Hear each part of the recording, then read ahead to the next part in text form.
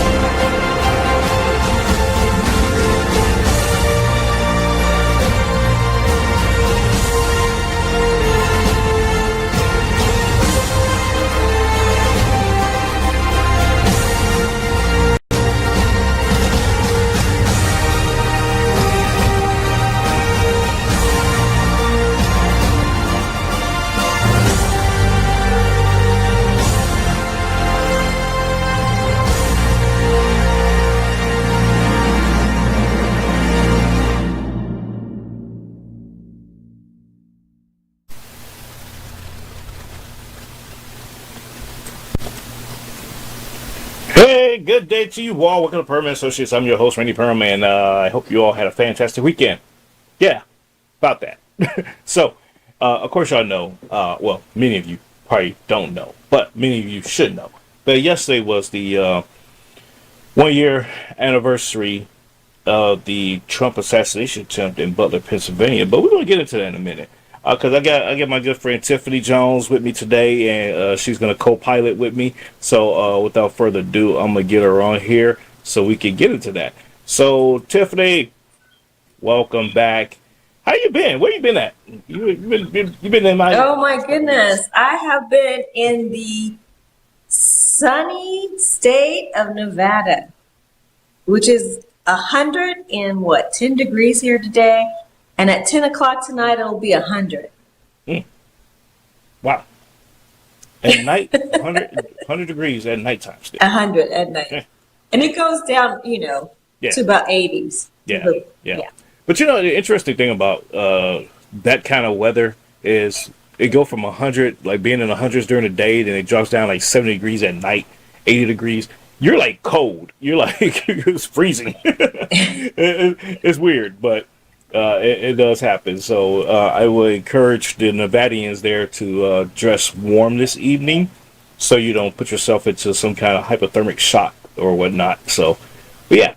Anywho, so things have been going well. A lot is going on. And as I was just mentioning at the opening there, yesterday was the 1 year anniversary of the Butler assassination attempt. And with all the things that's going on in the Trump administration right now, the recent passage of the big beautiful bill, which we're going to talk about here in a second, the left has seemed to lost their mind. I think they were. I'm gonna go ahead and say this. This is probably like an unpopular thing or a very controversial thing to say, but I'm gonna go ahead and say it because it's been weighing on my mind. I think, in my heart of hearts here, I think that the Democrats were banking on the death of Donald Trump. And they had no other plan in place. And they were just hoping and praying that the two assassination attempts, one of them would be successful. And they could just go on and continue to do what it is that they're doing. And no one would bat an eye, per se. But now that has not come to fruition, and he is trucking along and just as fine as the next person, they're like confused. They're like, man, we were banking on this. We ran on this in a sense. And so I don't know. I want to get your thoughts on that because I think it's interesting that the Democrats right now, it's like I said, they don't have a message. They don't have a leader. That they're coming under a lot of investigations right now. Various characters of the Trump administration, I should say. I mean, not the Trump administration, but various characters in the Democrat Party are coming under investigation and stuff right now. And so it's just I just want to get your thoughts on what's going on right now in the political landscape. Well, I've been here in Nevada for quite some time, some months now, and the Democrats are the same as they are anywhere else. like they are in California. And a lot of them had so much hatred towards Trump, like a lot. And to the point, like you were saying, they wished him dead, they wished him, ill health. And if they got him out of the way, then they could continue the agenda that they were on. But here's the catch to all that. Now they're finding out what has really been going on behind the scenes in the Democratic Party. And, he's doing nothing but telling the truth and fixing what needs to be repaired that hadn't been repaired.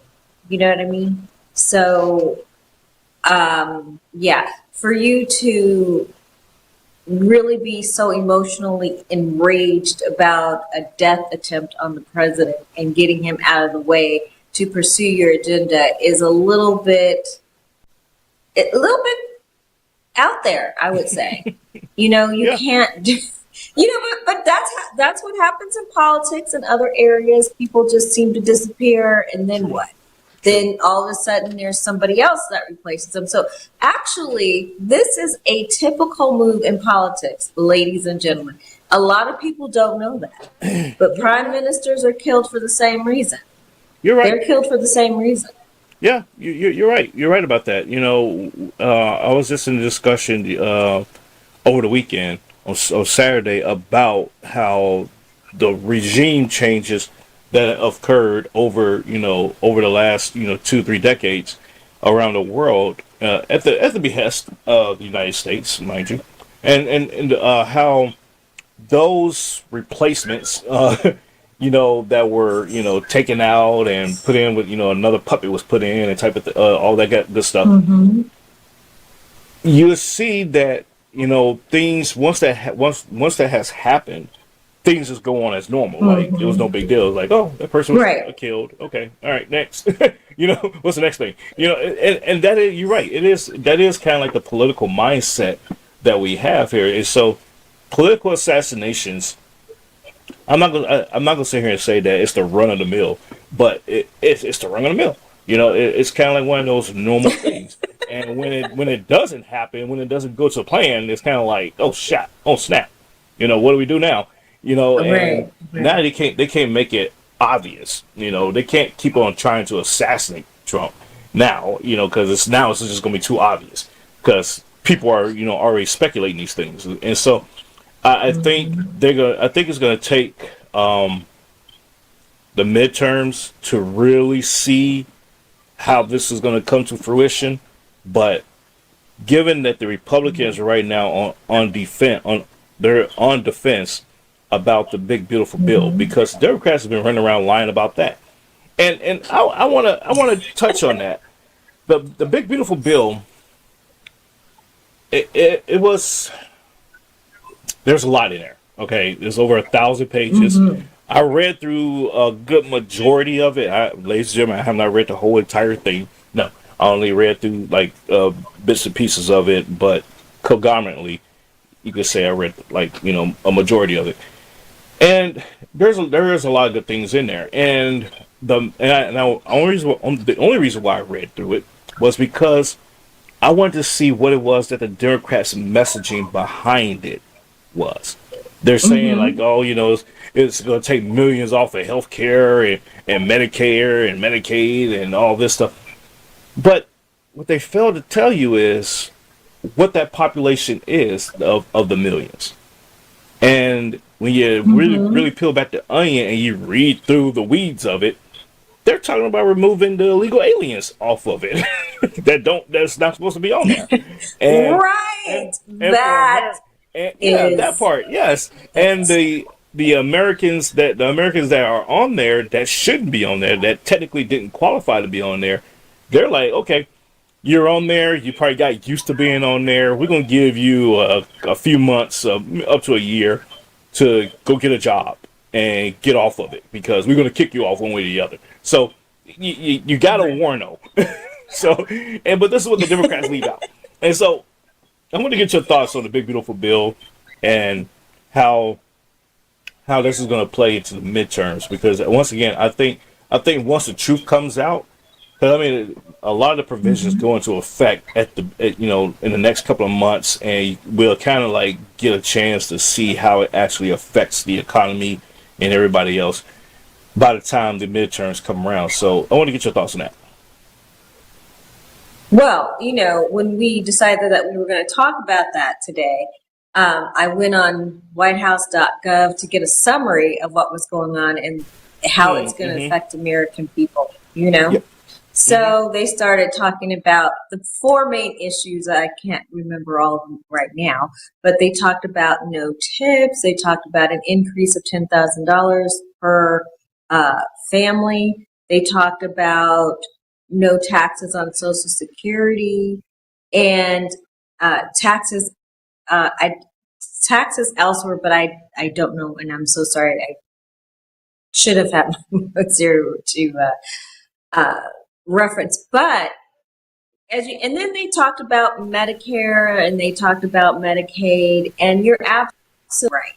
People have to understand that we have been bleeding in this country from giving our resources to people that don't that should not be here, number one, Mm-hmm. and are not paying into the pool that supports that resource, right? The money, Social Yeah. Security.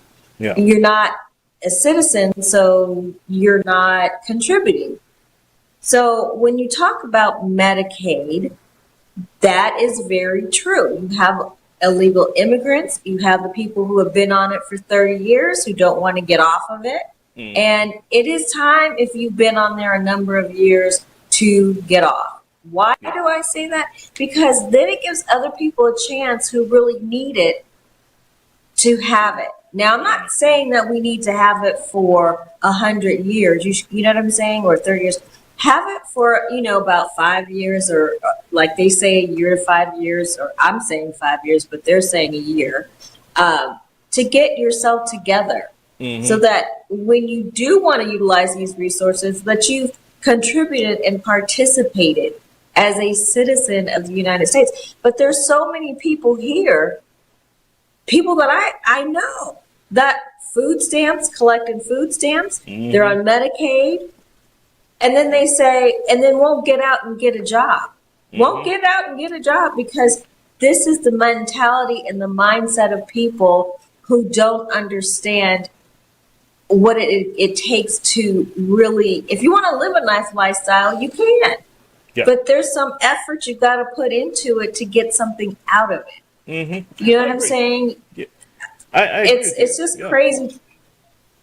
Mm-hmm. It's just crazy to believe that somebody could sit here in this country and not do anything, that are capable human beings. You're in your 30s, you're in Yep. your late 20s, you're almost, and you have no job, no nothing, and still want to sit there and collect the benefits. Yeah. I mean, I don't really get that. I agree with you, and I'm laughing because I know somebody locally.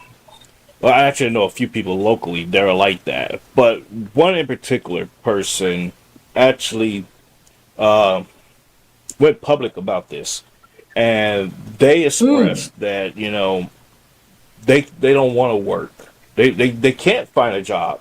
Not that they are not looking, but they can't find a suitable job for them for their needs, and that their way of contributing back for being on welfare is by volunteering in the community and helping people and this and the third.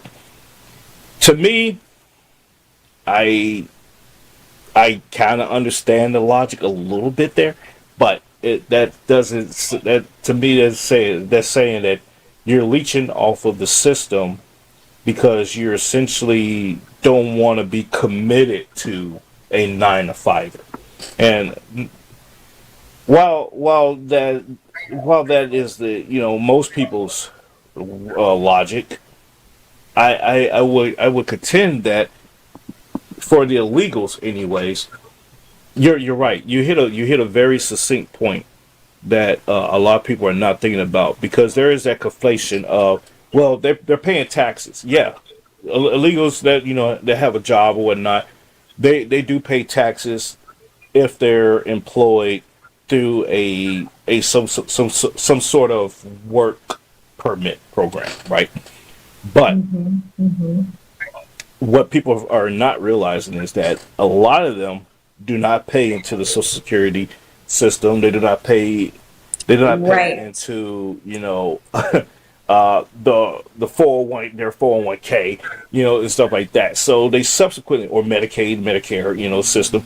So they subsequently end up, if they lose that job, then they will default by attrition, default to being on government assistance. And that is taken away from the actual American citizens who have worked and who have contributed to the system. It takes away from them. And this socialist mentality that the Democrats are carrying, and I'm gonna call it socialist because that's what it is. They're wanting this body of people to be on these programs because then they are dependent on the Democrats to persist these policies. And that's their voting bloc at the end of the day, or is going to subsequently become their voting bloc as they become naturalized citizens or get citizenship, or they're encouraged to do illegal voting. So there's a big cataclysm of things that are going on that the average American person is not taking into consideration. So you got them now seeing the results of it, that the Trump administration is enforcing the immigration laws, by raiding and hitting up these businesses, removing these illegal immigrants out of the country. And this is what the American people voted for. He campaigned on this. And No, they did. Clearly. Yeah, They did. Clearly vote for this to happen. Now, you might be upset about the way it's happening and they're going about it, but yet this is what you wanted. That and not only, it's not about the way they're going about doing it, but what is the alternative? They already said, hey, self-deport. We're coming for you. Self-deport. So that way you can, there's an app that says, hey, we're going to schedule a flight and get $1,000 if we leave voluntarily, or your ass gets snatched up in the middle of the night somewhere and get booted out. Choice is yours. So no, I get that. yeah. You know what I mean?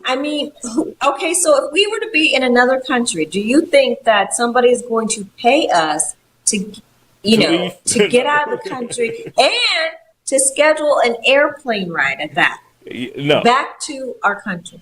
No, they wouldn't. I mean, the reality of that is not happening. I know for a fact that would not happen because I've seen deportation operations take place overseas. I was there, and I would tell you for a fact that, like, particularly the ones that I've seen in Italy, when that migrant boat came into Naples, the Naples port, those authorities, yeah, there was no like, oh, hey, welcome, okay. You might want to turn around and go back. No, it was like, oh, thanks for breaking our laws. Now you feel the pay, and they were dealt with accordingly. And so, and you see the same thing in Germany. You've seen these things transpire overseas. And I would ask the American people, think that's against all this, go to Mexico, go down to Mexico and pull the same stunt that migrants are coming to America to do, and see what it's like. See how you'll be treated, and then you'll understand that the collective mentality behind illegal immigration into another country. And I want to play this clip real quick, Tiff, because this is American citizens that are interdicting into the ICE raids that are going on and trying to defend people that are doing human trafficking, labor trafficking, smuggling kids, making kids do labor. They're defending this. So I'm gonna play this and get your thoughts on the back end. Here we go. Tonight, we're learning more about this chaotic showdown between ICE agents who arrived at 2 Southern California cannabis farms executing search warrants and the protesters trying to stop them. This boy now looking for his mom, who he says is 2 months pregnant and among those detained Thursday. I went to go to get my mom, but I can't hear her. Guadalupe Torres says her husband, a U.S. citizen and Iraq war veteran who works as a security guard here, was also detained. Video shows him arriving in his car, talking to agents, and later backing up as tear gas is deployed. Where is the Constitution in this? Where is the U.S. in this? Like, we fought for this. We fought for your freedom, and he's not even free. ICE tonight telling us Torres' husband was among several U.S. citizens arrested for assault. Border Czar Tom Homan condemning the violence against ICE agents, including these protesters throwing rocks at them. And the FBI tonight looking for this man appearing to pull out a gun and open fire on officers. What happened in California is just another example of protesters becoming criminals. And they've been emboldened by even members of Congress who compare ICE to Nazis and racists and terrorists. This latest clash comes after two violent incidents in Texas. In Alvarado, police say attackers opened fire during a planned ambush on an ICE detention center, wounding an officer. And in McAllen, an armed man was killed after shooting at a border patrol station. Back here in California, DHS saying 200 undocumented workers were arrested and at least 10 migrant children, some as young as 14, were found working there. This marijuana plantation is a clear-cut example of labor trafficking and child trafficking, which are heinous crimes. But immigrant advocates slamming President Trump's deportation efforts. What is the mood right now in this community? There's a lot of concern and a lot of fears to have the tear gas against civilians. The cruelty is the point. And the farm tonight says they've complied with search warrants. Meanwhile, the Farm Workers Union says one worker here has now died after injuries sustained from falling during the raid. Tom. We thank you for watching, and remember,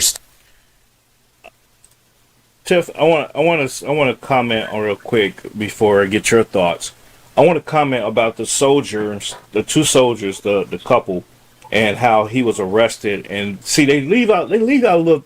They put something in there, they drop something, and they leave stuff out. Right.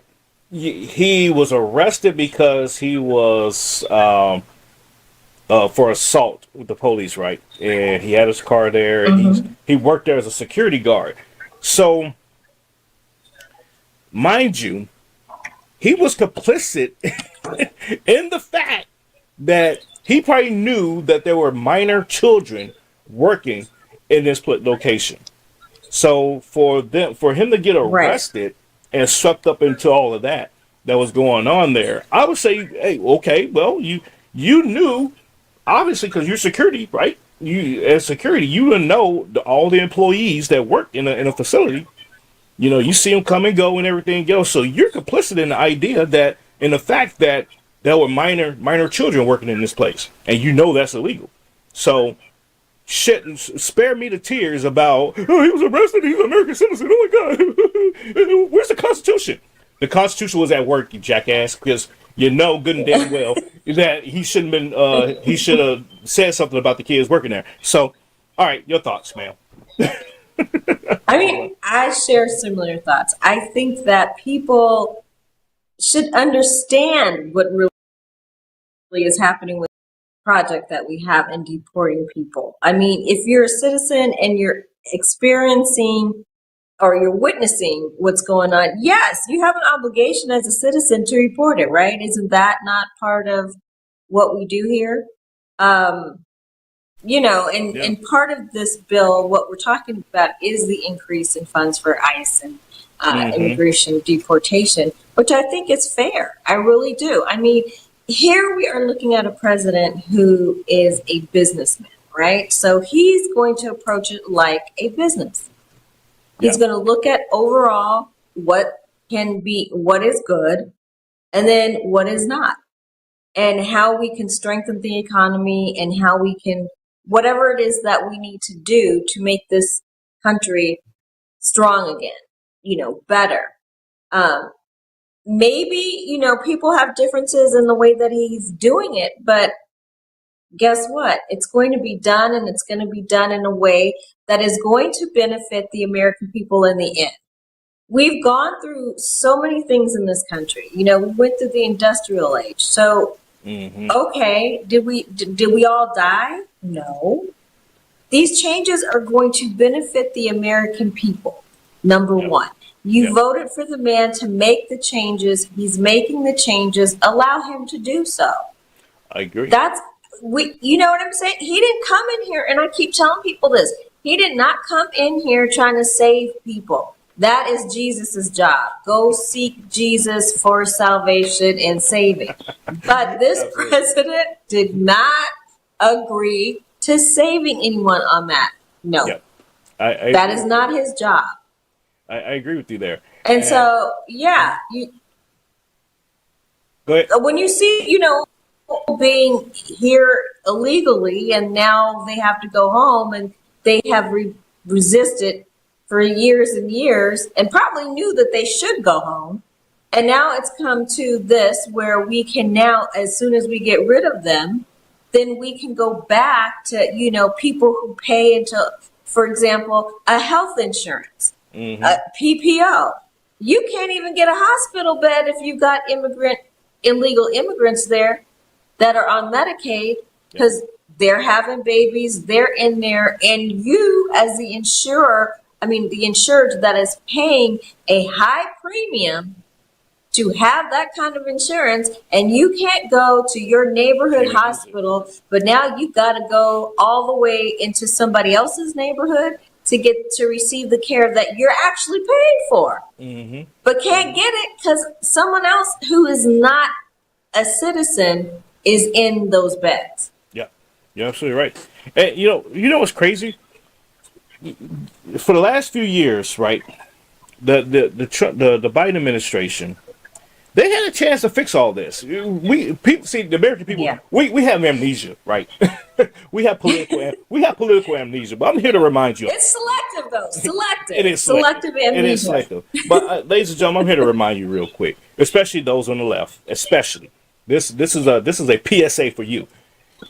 Your party was in power at the beginning of the Biden administration and somewhat during the midterms 24, right? Going into 22, right? So you can't tell me that out of all the woke stuff that they were passing, all the DEI stuff, and all this BS that they were signing into legislation and doing all these executive orders, you couldn't tell me that, oh, by the way, let's do something about the illegal immigrants. Let's go ahead and take care of the illegal immigration problem. Oh, by the way, let's take care of, the senior citizens that are suffering. Oh, let's take care of the veterans. They had the opportunity. They had the window. They had the window of opportunity to do all this, to take care of all the things that they're bitching about right now. Pardon my Latin. But I'm going to keep on using Latin, so bear with me. It just pisses me off because when I hear about these Democrats ranting and riling about all the stuff that's going on with the Trump administration, it's like you had a chance to fix it, but y'all want to use the auto pen for other stuff, so you auto pinned your way into this mess. And oh well. Now that the Trump administration is in and they're correcting. They're auto-correcting, a lot of the mess that y'all created, and now you want to sit here and cry about it. The USAID, all of these nonprofits that are getting their money taken away because y'all are not actually utilizing for the things that you're supposed to be utilizing. Okay, now that right there, right there, and I have been a part of this. For so many years being on boards for nonprofits, and I guarantee you, I can personally say that in some cases the money was stolen, nobody knows where it is, or the cause in which they say that they're, advocating for, they're not. Yeah. The money is never there, or it's a little bit of money that only a selective group get. So I understand why this is happening. Because we have all these nonprofits who are supposed to, advocate for humanity, and yet and still the funds are missing. People get cheap, if you're fiscal, and I've seen this too happen. A big fiscal sponsor come in and provide the funds for one that's just starting because you don't have the history. The longevity or the history for the funds to come through. So now you get a sponsor, right? And they have taken the funds and not and haven't given them to the appropriate organization that did all the work. Now they've done all the work. You need a fiscal sponsor. They agree to do something in turn to get the money. But when the money comes in, they don't receive it. So I understand why all these things are happening. Because people are not doing what they say they're going to do with the funds that they get. As a matter of fact, some people within the administration got money for nonprofit organizations, millions of dollars. Yeah. And an organization that only made $100 that year, how do you go from $100 to millions in the bank upon someone's transition out of office? Answer that. Yeah, and they won't. And, and you got people like Karen Bass, going back to the illegals for a second here. You have people like Karen Bass that's going to utilize taxpayer money and give some kind of reparations. That's what we'll call it. Reparations to the illegal immigrants that are affected by the chaos that the Trump administration is bringing into LA. Now here I am. When I heard this, I was driving down the highway. I'm always in the car when I listen to the news, and I was driving down the highway because I'm in the car for hours at a time, and so I'm listening to this. I slammed on the brakes by mistake. I go from 75 to hit the brakes, and I just subconsciously just had to catch myself from punching the screen, the radio, the screen of my car, because I was like, I want to punch this bro. But wait, let me. So I want to punch this chick in the face. Although I don't advocate violence towards women, y'all. I don't. But just saying. I'm like, how are you gonna sit here and openly, just brazenly say, oh, we're gonna give money to these illegal immigrants that are affected by this because it's not right, and yet you got a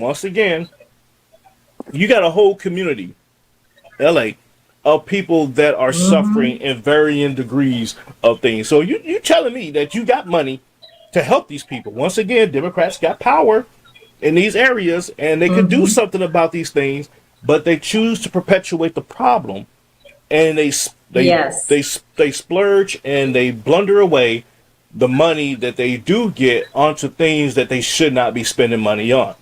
You could fix the homeless problems in LA. You could probably take care of get a few families off of welfare if you got the money to do all that, create some job programs, all this kind of stuff. But you want to give taxpayer money to a bunch of illegals that shouldn't even be entitled to this stuff in the first place. Make it make sense. And oh, by the way, to the black community in LA, I wouldn't be mad at you. I wouldn't be mad at you if you decided that you wanted to bring up the reparations conversation again, because, hey, it is what it is. But go ahead, Tiff. No. I mean, and I'm from LA, right? So I've lived in California for many years. I'm just now in Vegas, going back and forth doing things for my business in California, now in Vegas. And yeah, I have been in the communities, and I'm seeing them struggle. I see, I deal with the churches and the pastors. I mean, we've got one on every single corner. Now, you mean to tell me that there's still people suffering like they do with the church on the corner, and you're not bettering your life? I'm really trying to figure that one out. Yeah. On every corner, especially in an underprivileged community, this is supposed to be your hope, your salvation. Yep. Come to church, get right with Jesus, let God come into your life.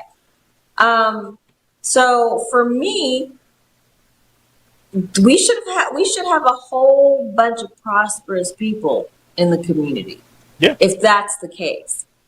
Yeah. You know, and all these programs, and I'm not going to say that the programs that they put together are not good for the people. And I think some of them are undervalued because people don't know about them. But again, and as we keep saying, you know, what are you doing with the money? How are you helping the people? And you know what? And I will say this, you know, Randy, I love what you do. I really do. In your, you know, Purham and Associates, which you do get some great candidates, you know, that are for the people, you know, to campaign. And that is so necessary.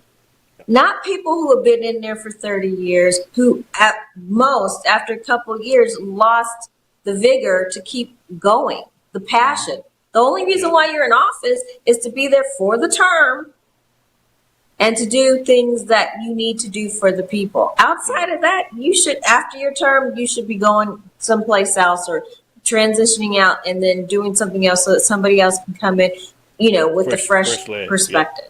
Yeah. You're absolutely right. So I commend you because people need to know that there are people out there that want to do right by the people, for the people.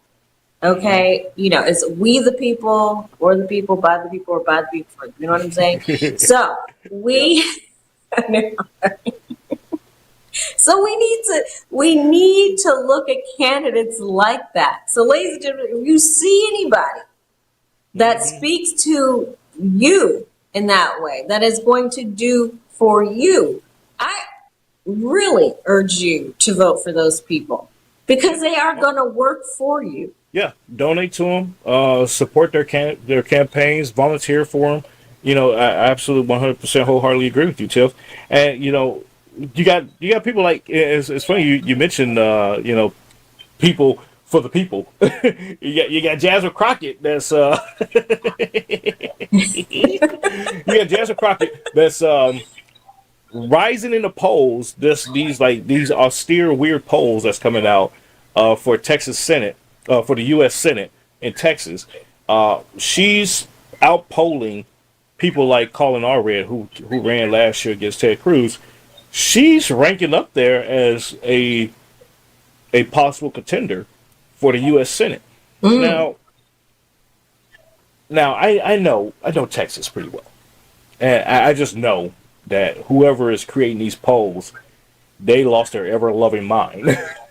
And they're only polling low information to straight dumbass voters because they're not polling people that got some sense in politics. They're just not. They're not talking to these people. They're putting this information out there as clickbait. And I'm gonna call it for what it is, ladies and gentlemen, because there's just no way on God's blue planet.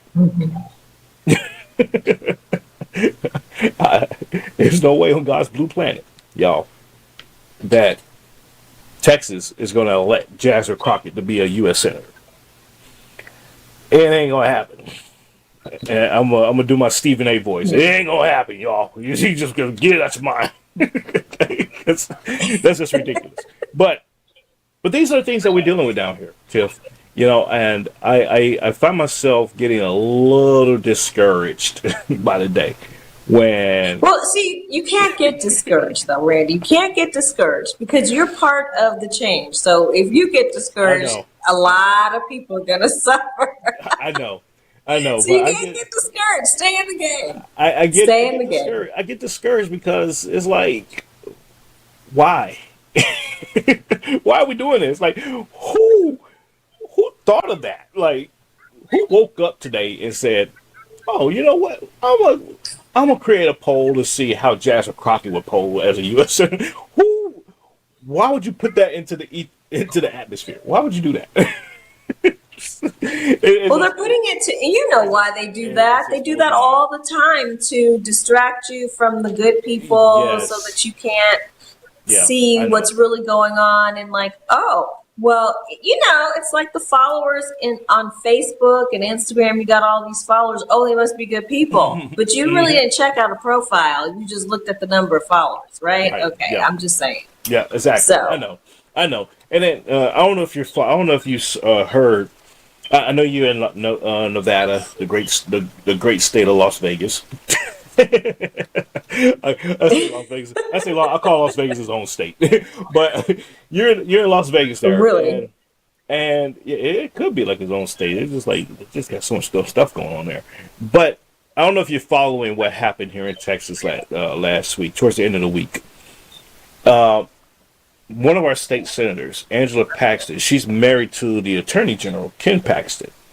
And this became international news. You know, it was like not only national news, but I was looking at international news sources, and the story made it international news. And so Ken Paxton is running against our current U.S. Senator, John Cornyn. And the polls have been, you know, I ain't gonna say neck to neck, but they've been kind of like lopsided here and there, one way or the other. And in summary, she filed for divorce from her husband, Ken Paxton, you know, and he was ranking pretty, you know, favorably in the eyes of a lot of Texans, a lot of grassroots Texans, to replace John Cornyn in the Senate. And so, to extrapolate the story here, just thinking about the political landscape of all of that, I had to explain to people that you have to understand that Ken Paxton, although he may be popular among a sector of people, he's not that popular among another sector of people. And that sector of people that he is not popular with have the money, they have the influence, and they have the wherewithal of the grander scheme of things of the political landscape to say, hell no, we don't want him as a U.S. Senator. And the smallest sector, like, well, they shouldn't count. We don't care. We want him as we want him as a senator. We want Cornyn out because he's a rhino and all this stuff. And I'm like, okay, I get it. I hear you. However, given light, and I know you used to watch House of Cards, Tiff. Kevin Spacey on Netflix. I have to reference House of Cards on this one. In a House of Cards, I forget what episode. I don't remember what episode it was. But folks, if you could find it like on DVD, because I don't think Netflix is still playing it because it's been around some years back now. But in the House of Cards, this very situation came up. It happened, and it was. I say there's no such thing as coincidence in politics. It is no coincidence that his wife files for divorce to kind of influence or tank his campaign, knowing that he has somewhat of a good chance of possibly winning the primaries, which our primaries is about 9 months from now, 8 months give or take. She knows. She's like, I can't be politically associated with this train wreck. I can't be beholden to the establishment, knowing that he could possibly be a U.S. Senator with all the baggage and stuff that's going on, all the controversies, because he was impeached last year. He's known to be like a serial, sleeping around with people and type of thing. This is all stuff that's known. So I'm explaining to people, I'm like, look, I get it. You like Ken Paxton for what he is doing. You don't care about his personal life and all that stuff. But however, given politics and the landscape that we live in, people look at your personal life. I don't know how you can reconcile in your head that his personal activities will not affect his judgment or affect the way he's doing things in office. That just doesn't work that way. It will affect it. He will be distracted if there's constant scandals and all these accusations and whatever else this comes up. He will be distracted from doing what it is that he's supposed to be doing. And so it was politically convenient. It was politically convenient that the powers to be said, "Hey, ma'am, you go ahead and you're the one that can do this. You can save the Republic of Texas." And she did what she did. Now, ladies and gentlemen, I know that was an unpopular thing to say, and I know a lot of you are going to be mad at me for saying the quiet part out loud, but this is the truth, okay? And Tiff, I want to get your thoughts on the landscape of that.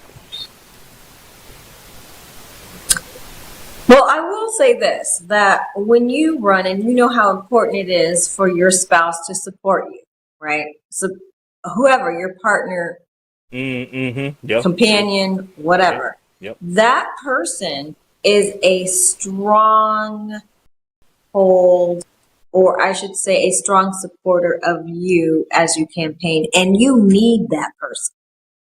And I remember like a few years back, we had a senator here in California, and he had campaigned 3 times for office. No, it was 2 times for office, excuse me. And he was going to do it a third time. He was going to start a third campaign. And I went to the party and I said, why are you allowing this man to run a third time? He's exhausted, and more than likely, so is his spouse. His wife is tired. So if he doesn't have her, it's going to be a very, very hard road if you don't have that support. Yeah. But going back to what you were saying, and going back to what you were saying, I think that in this case, you do have to look at the morality of individuals. You have to look at it and say, what are you doing? Yeah. If you're supposed to be representing people, I mean, I get it. Trust me. A lot of people do it all over the place, not just in politics. Yeah.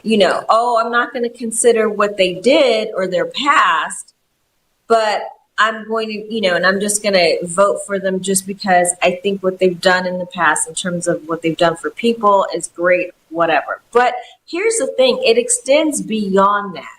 It extends beyond that. Yeah. And you have to have integrity now. Nowadays, people should have integrity in politics. And I think she did the right thing. Yeah. They should, but how many do? And her move to do that sent a strong message, I think. It did. To say, hey, I know I was married to the man. I 38 understood. years. 38 years. Okay.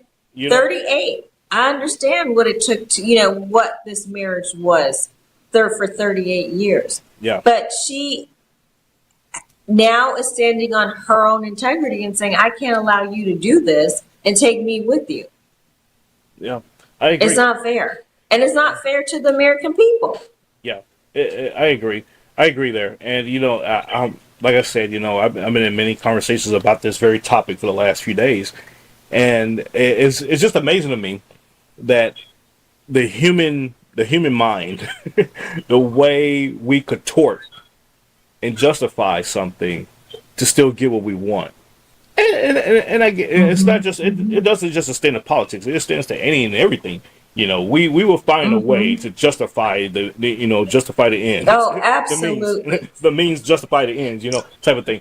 And I look at particularly one group of people, and that is the Christian population that are high holy Sunday through Sunday, and Jesus this, Jesus that, and you gotta follow the word, and da da da da. And but I'm gonna vote for him because I don't care what he did in his personal life. Jesus wasn't. Jesus said Jesus was the only perfect person. I'm a sinner too. And it was like, how? See, how did you do that? Okay, how did you pull off those mental gymnastics? You have to have a headache right now. But hey, whatever floats your boat. Now you triggered something with that. You just triggered something with that with me, and and I think you and I have talked about it many times. Be what Jesus came to be. Follow his example. Yeah. Now, I can't follow you if you're not leading that way, right? And I'm not a follower myself. I'm a leader, so that's another whole. Yeah, it's true. Yeah, something else. Exactly. Yeah. But if you're not walking the walk of Jesus and you're calling yourself a Christian, I'm sorry, it's just going to be a hard sell for me because, I'm Christian and I'm this, but I'm Christian, I believe this, and I believe in the Bible, but I also believe in other things. And I had a pastor just recently, she and I did disagree. I mean, the foundation of the Bible and the scripture is true, and we understand that. Right. But if you're going to go against it for the sake of one person, like, what I'm saying, like in the Bible, it talks about man and woman, right? Mm-hmm. And that's what it is.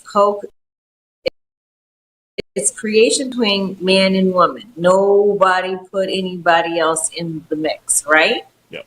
So it's okay that it states that in the Bible, but then again, it's also okay if you have somebody who's part of your inner circle on your team, guiding you, that believes in the same sex.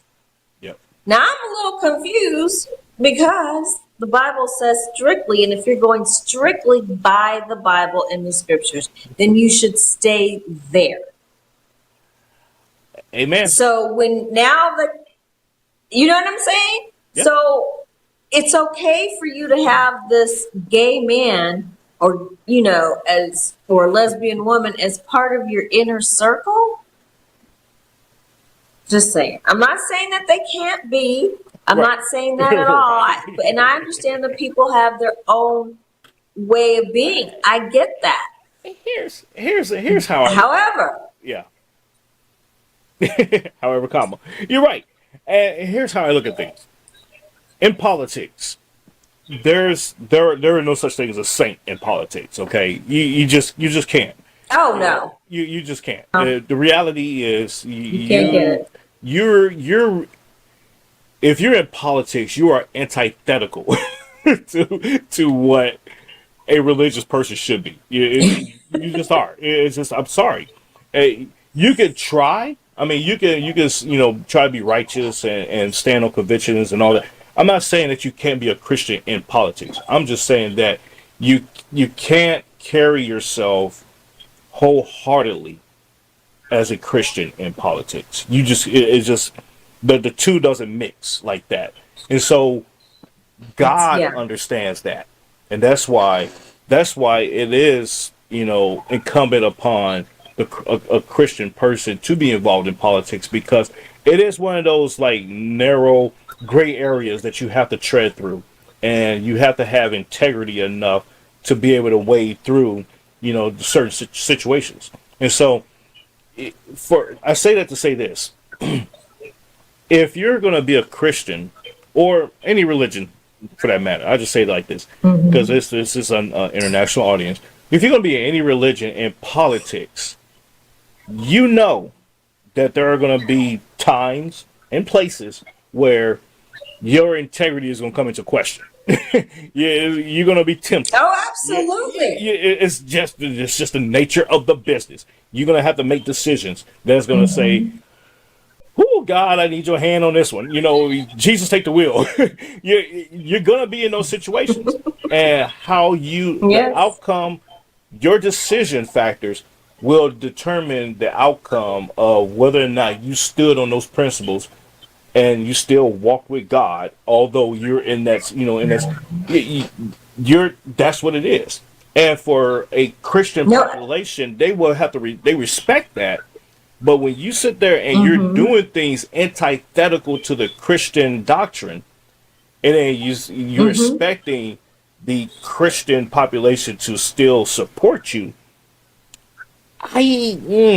that there is kind of that's a weird dichotomy to be in, for me, anyways. Well, because the Bible is subject to different interpretation to most people.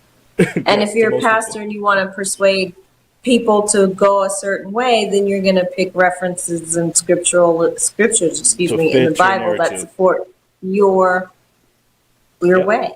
You're right. And I will tell you this: when I ran, I was told that if I wanted to finish out the race and win, I would have to expose somebody in the camp of the other person.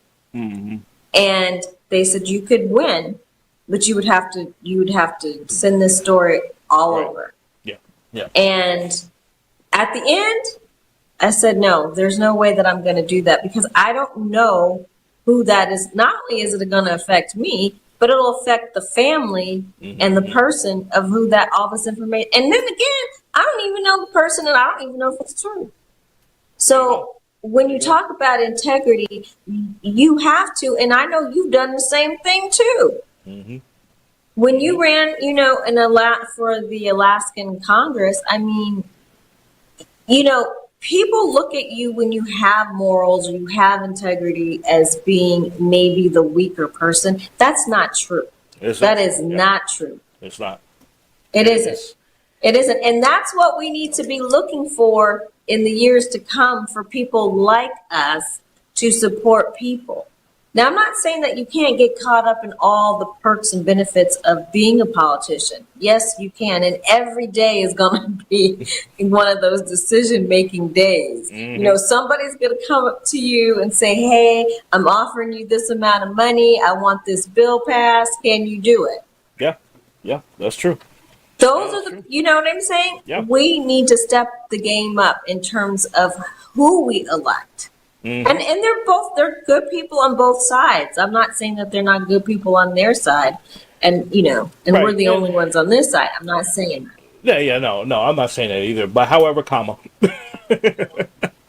given the day and age right now that we're in, I've been hard pressed to find good folks on the other side. I've been hard pressed. I'm not gonna lie.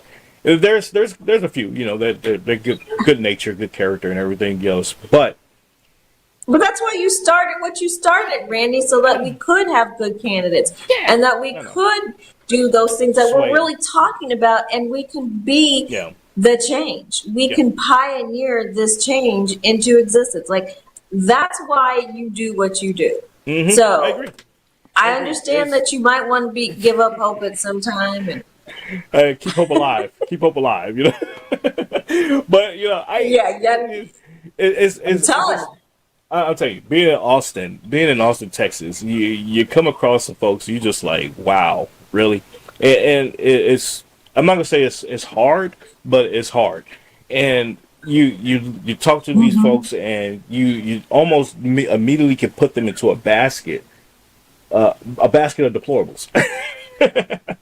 No, I'm just kidding. But you put them into a basket, right? And you say, okay, this is how they carry themselves. This is what they think. This is, so they're this type of person, right? And then you say, okay, can this person be reformed, or can you bring them into the light of things, because the way they're carrying themselves or going about saying, the way they just their political philosophy is skewed, and when you try that, and they say, well, this is just the way I was brought up, and this is just the way I'm going to be. And it's like, yeah, but things have changed, right? from the time you were brought up and the time you was introduced to this, things have totally changed now. So now you're falling into two categories with me now. You're either complicit or you're stupid, and I say that sincerely. I say that sincerely. I say this all the time. Like, if you know that something is not right, but you're still, going along to get along type of thing, now you're one of two things. You're either stupid or you're complicit. And so now I have to treat you accordingly. And that's just the way I move, and when I'm dealing with people like that. So that's just, it is what it is. And folks, I don't care. I don't know how else to put it. I don't care. I don't care. Okay. House of Cards reference. There you go. All right, ladies and gentlemen, we're down to the bottom of the hour. Tiffany, your final thoughts, ma'am. Well, my final thoughts, and in terms of no taxes on tips, because Nevada's a big tipping. The hospitality industry is big here. They rely on tips. I think that's great. I think that no taxes on Social Security is great. I think the increase of $10,000 plus and, for families to be able to do other things other than stress out about going to work and keeping a job. I think that's great. I think what he's doing, he's just looking at the areas that need to be repaired. And obviously, this is where we are. It's going to be a little painful for some people, and I get that. But understand that we are so resilient, we'll make it through. We did the industrial age, we made it through that, we'll make it through this. And you'll see the results of the changes to be more positive. And we have to keep that as at the forefront of our mind. We'll be okay. We'll be okay. Absolutely. We're going to be all right. We're going to be all right, folks. Ladies and gentlemen, we're going to jump up out of here. Tiff, thank you as always. And I will see you all possibly on Friday. I don't know yet, but either way, y'all have a great week, and talk to y'all soon. Take care. God bless, and be safe out there. Ciao, ciao. Thanks. Ladies and gentlemen, thanks for tuning in today. Please be sure to follow, like, subscribe, and share, and go to rpurham.com for more information. See you all soon. Take care. God bless.